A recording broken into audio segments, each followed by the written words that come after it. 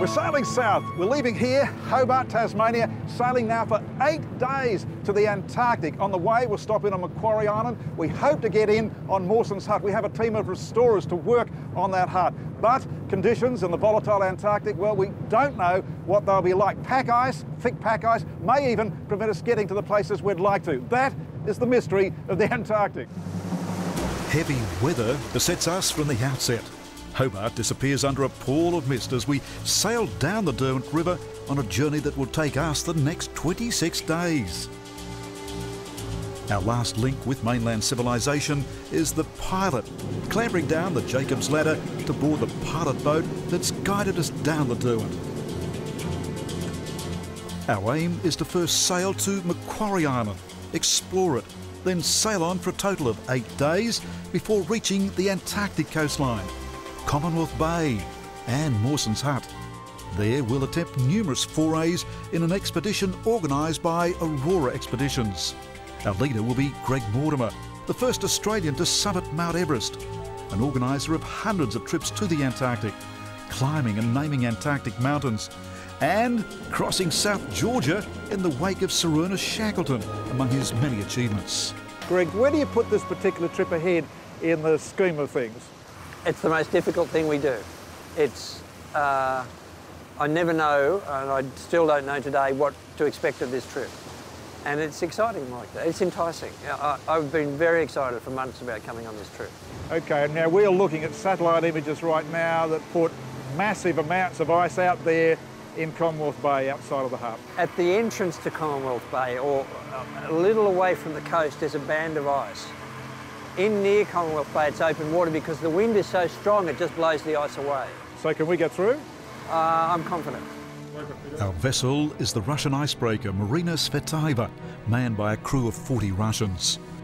Among the 100 passengers on board, Emma McEwen, author of An Antarctic Affair, which details her great-grandfather Sir Douglas Mawson's extraordinary expeditions in the Antarctic.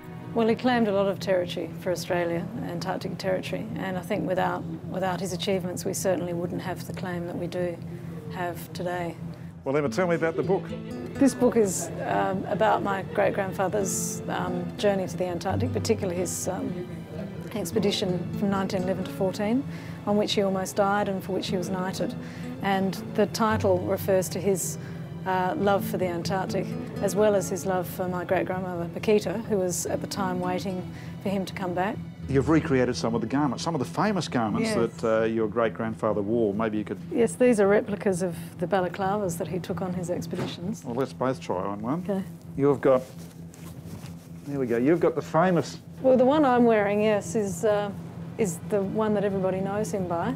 This was the one that he was wearing on the $100 bill. But certainly he was a man advanced enough to come up with technology and clothing that were advanced in their time, and certainly being made of wool would work well in the Antarctic. Yeah, and the key was lots of layers, which is something we still do today. Tell me this, when we go ashore, when you go to Mawson's hut for the first time, it's going to be a big moment for you? Yes, it's going to be huge. Will you wear this? I don't know, I'm not sure. I'll see. Also on board are 8 members of a team that is restoring the hut created by Sir Douglas Mawson 100 years ago. Leading that group is Ian Godfrey. Ian, why is Mawson's hut so important? Oh, it's one of the iconic buildings in the Antarctic. There are only about 6 huts left from the heroic era of Antarctic exploration, and this is one of them. And it's symbolic of Australia's involvement in the Antarctic from that early time, and it was really from there that Mawson then went on to stake claim to 42% of the continent. It speaks volumes about the design and the way he constructed this hut, that it still stands today, 100 years later. Yeah, it does. I mean, he learned from his time with Shackleton earlier, and the design itself was just on the Australian homestead design, very solid pyramid shape, verandas on the sides, and then just putting storage boxes on one end so that the wind was deflected up and over. It made it a very strong structure, and it needed to be to resist the catabanics down there. Now, as I understand, this is an ongoing project. You come down year after year. This is your 4th year. Yep. What's your goal this year? Well, the main goal is to build a conservation laboratory, to finish that off, and to start working on artefacts inside that we'll take from the hut to the lab, work on them, reinstall them back in the hut. For the next 3 days, we cross the Southern Ocean bound for Macquarie Island. Accompanying us, wandering albatross, swooping around the bow of the Marina Spettiva.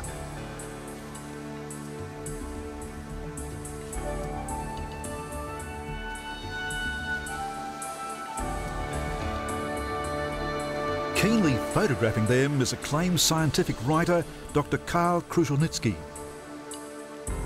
These are wonderful birds, these albatross. They are amazing. The wandering albatross, up to 3.5 metres across, body 25 centimetres across, but they only weigh about 11 kilograms. And surprisingly, they'll use a very strange form of mathematical statistics to find their food when they go out on their 4,000 kilometre long foraging trips. So they won't necessarily wander, they've got a step you're talking about. Yeah, they're a very clever bird. They'll do a little hop and find some food and find some food, and they'll do a really long hop and then a couple of short hops, then a really long hop. And when you do the mathematics of it, it's the best way to find small, isolated patches of food, you know, fish and squid, over hundreds of thousands of kilometres of otherwise featureless subantarctic ocean. If you look at these birds, you'll see that they can glide, apparently for hours at a time, without using any wing movements at all. And I think that what the ship does is give them a little bubble of turbulence that they can sit on top of, and they can use this to go up and down and around and use even less energy than their normal bugger all.